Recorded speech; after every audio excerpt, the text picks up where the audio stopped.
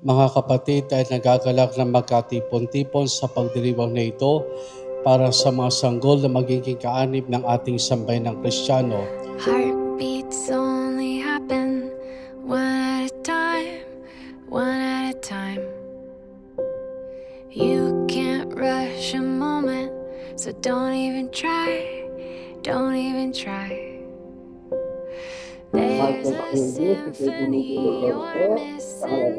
If you only listen, you'll find big. May nagdala ng mga bata kay Jesus upang hilingi patong niya sa maito ang kanyang kamay. At kinalong ni Jesus sa mga bata, ipinatong kanyang mga kamay sa kanila at pinagpala sila. Big love happens in the small moments. Big love happens in the small moments. MJ, mahal na mahal ka namin. Kahit na nasa Amerika ka, nandito na nanay sa Pilipinas. Huwag mo kaming kakalimutan paglaki mo, ha? At kung sakali mang ako'y mapunta doon, aalagaan kita. Mahal na mahal kita. Tandaan mo yan. Is all around you. Open your eyes. Sana'y mabuhay ka hanggang gusto mo na maging malusog ka at umagalang sa nakakatanda sa iyo at higit sa lahat, magmahal ka sa ating mahal na Panginoong Hesukristo. Big magic in the mundane. The big picture in a small frame. Everything is sacred when you take time to notice. Big love happens in the small moments. Big love happens in the small moments. Gusto lang sana lumaki ka ng maigi, na may takot sa Diyos, and welcome to the Christian world. Ayan, sana maging mabait ka, katulad ng daddy mo, tsaka ng mami mo.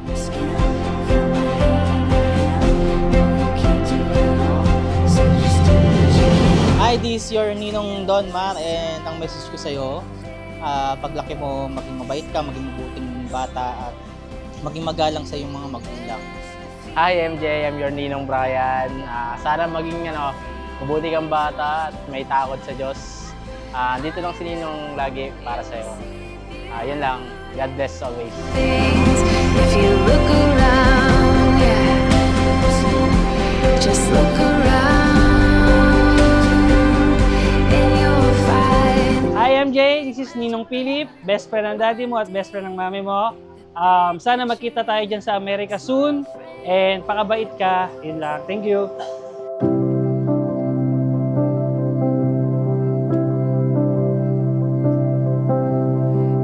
Best feeling because I was always hoping to have a boy first. So it was the moment na nakita ko siya, I don't know, at the last moment, di ba may mga cases na false positive yung mga gender reveal, mga ganun. Pero I was so happy that it was a boy. It was a gift from the Lord. I have dreams for you. May never Siyempre, first baby.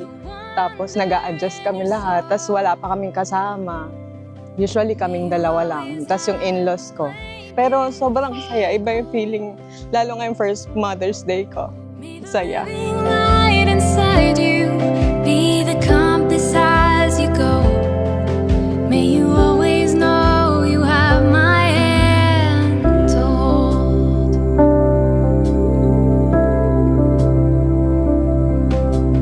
Marcus Aurelius was my favorite emperor. He was a Roman emperor. He was a Stoic. Julius is a Roman emperor too. So yeah, he's one of my favorites. He was a conqueror. We decided na if it's a boy, siya yung magpapangalan. Tapos pag babae, ako yung may Pero naging lalaki, so siya lahat yung Baborsa. I'll sing this one for you. May Ang bilis ng oras. So makikita mo, ang laki niya na. So that moment, it's like I really cherish it. I looked at him, watched him. It was the best feeling. Pinagdadasal ko talaga noon na walang diferensya, yung kompleto siya, yung normal, gano'n. Walang sakit, yun. Masaya na sobrang iba yung feeling na makita mo yung anak mo na okay. you have my hand to hold. Nakakaiyak.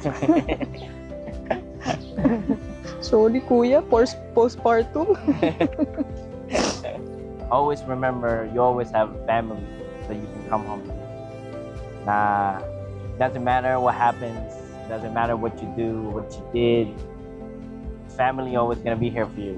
It's like always cherish your family and always pray to God. He's always gonna watch you, no matter what. Always come back to God.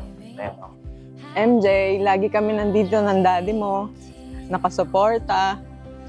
Mahal na mahal ka din ng mga lola mo, ng lolo mo.